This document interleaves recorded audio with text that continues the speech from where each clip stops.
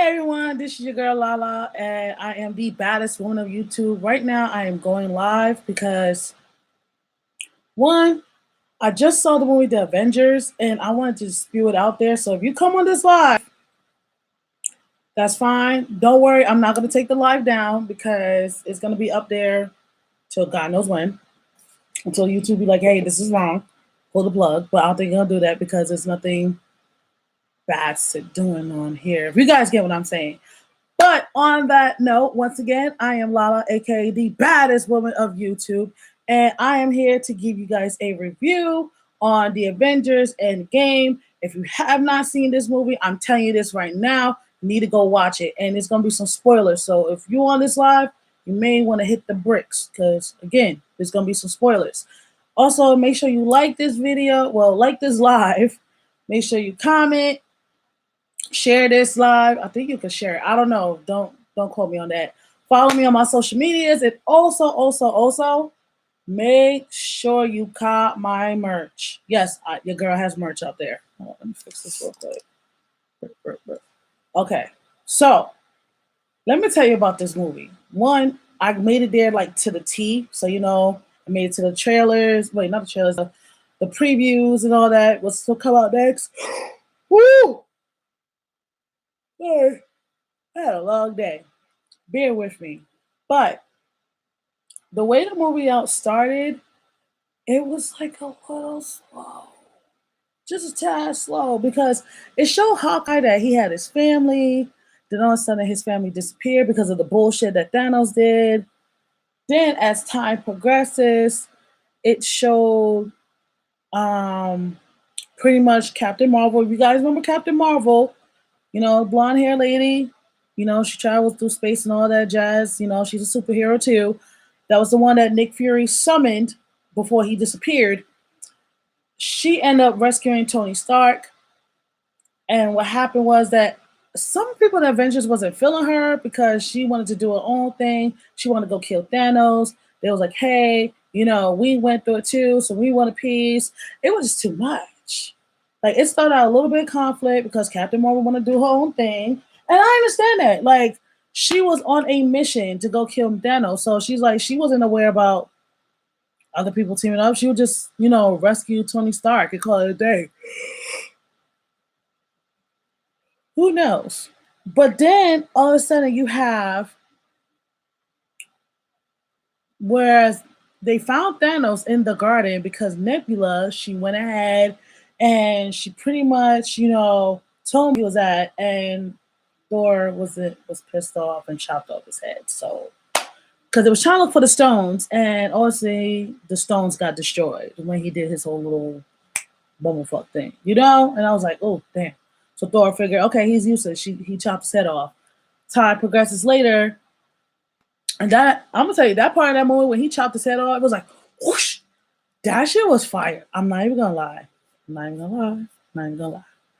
Then the next part, I like how they did it. Like, okay, timeline wise, they was like, okay, well, 5 years later, throughout all this happening, the United States looks a mess. Then you got Ant-Man coming in thinking, okay, what is going on? What happened? His name was listed as he was one of those who vanished. It was kind of find out he went through some quantum vortex kind of portal thing. So I guess he was like safe from that. But he came up with the idea like, hey, let's go ahead and try to go back in time and try to find the stone. But it's like the way the movie portrayed itself, how everyone was working together, and like how the plot was thickening because you're thinking like, oh, okay, everybody finding stones, everybody gonna be happy. But then it's like a twist.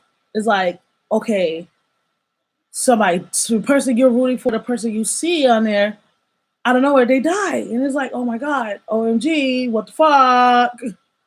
Wasn't ready for this. And I'm gonna tell you this right now. You better have like some tissues because this movie is gonna have you crying. If you thought the last Avengers was bad, yo, this one here, I kid you not, I was in my chair literally crying. Especially the way Tony Stark, I'm gonna tell you this right. Okay, the first time when they did the whole trying to reverse everything in time, they used the Hulk because the Hulk had gamma rays on it. He could handle the gamma rays. It worked, but it got interrupted because it was, from Thanos from the past came by to Earth and tried to disrupt shit. So we as a main now, they try to scramble around trying to figure out, okay, we gotta get these stones together. Then, oh my god, the biggest one of them all, and I was like, I'm glad they did this at the end when everybody who disappeared came back. Big kudos for that plot.